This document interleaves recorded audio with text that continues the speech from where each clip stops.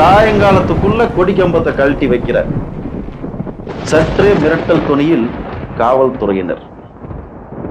சிறிது கணம் நடுங்கி போன தாவேகா தோழர்கள். தருமபுரி மாவட்டத்தில் தாவேகா கொடிக்கு எதிர்ப்பா ஆட்டத்தை ஆரம்பித்த மாற்றுக் கட்சியினர். நடந்தது என்ன?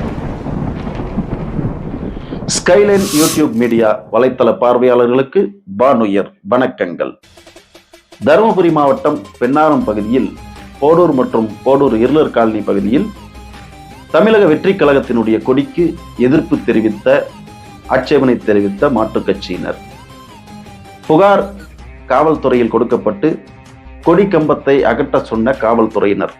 நடந்தது என்ன? வாருங்கள் பார்ப்போம்.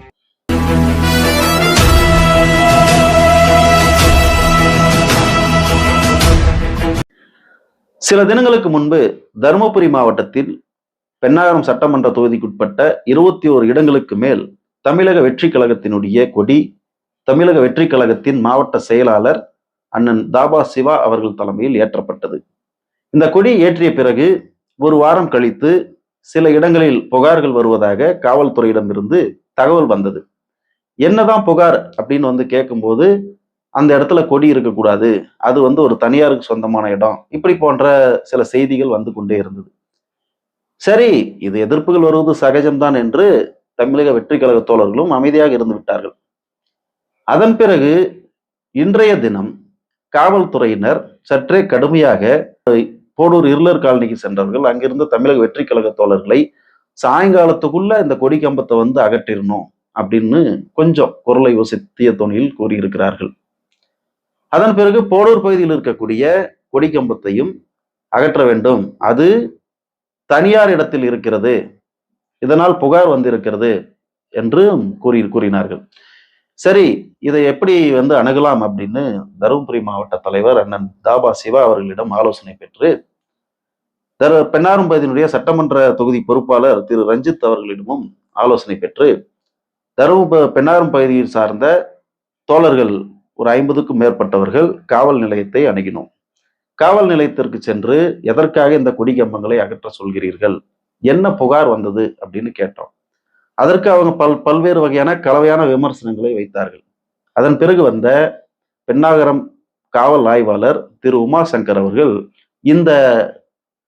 இந்த செய்தியையும் இந்த நிகழ்வையும் பொறுமையாக கேட்டு வந்த புகார் என்ன என்பதனை விசாரிப்பதற்காக நேரடியாக போடூர் பகுதியில் ஆய்வு மேற்கொண்டார்.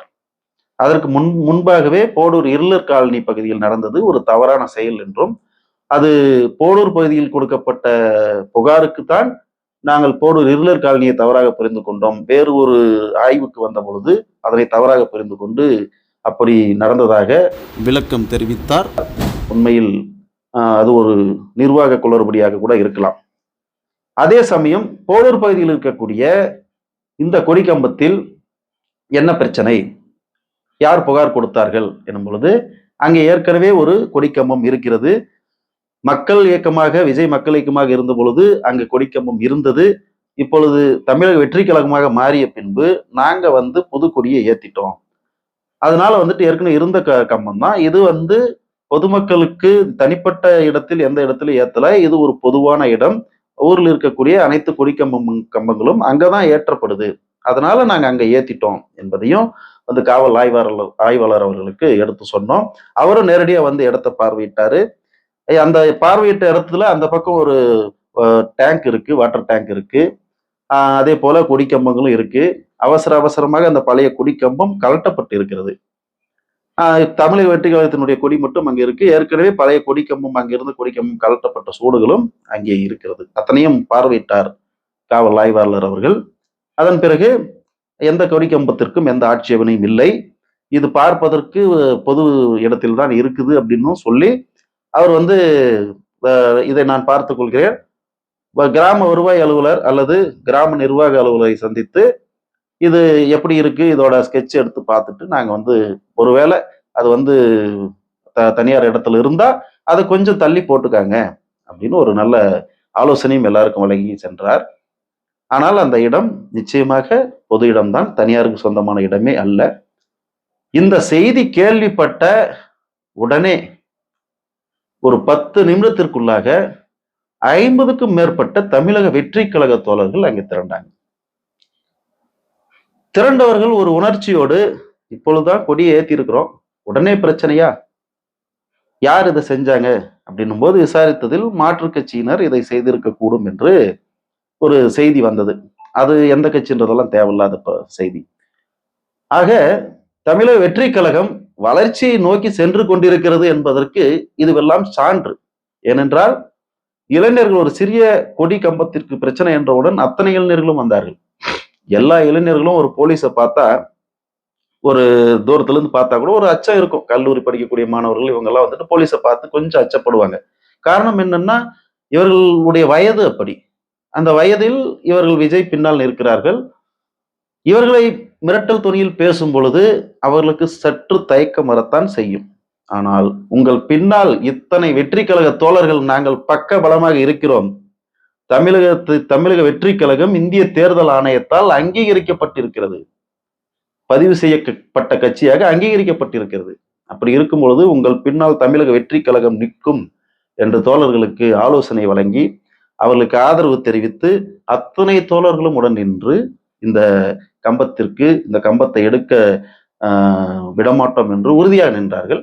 அதனை காவல்துறையும் ஏற்றுக்கொண்டு கம்பத்திற்கு எந்த பிரச்சனையும் இல்லை, கொடி கம்பத்திற்கு எந்த பிரச்சனையும் இல்லை என்று கூறிவிட்டார்கள்.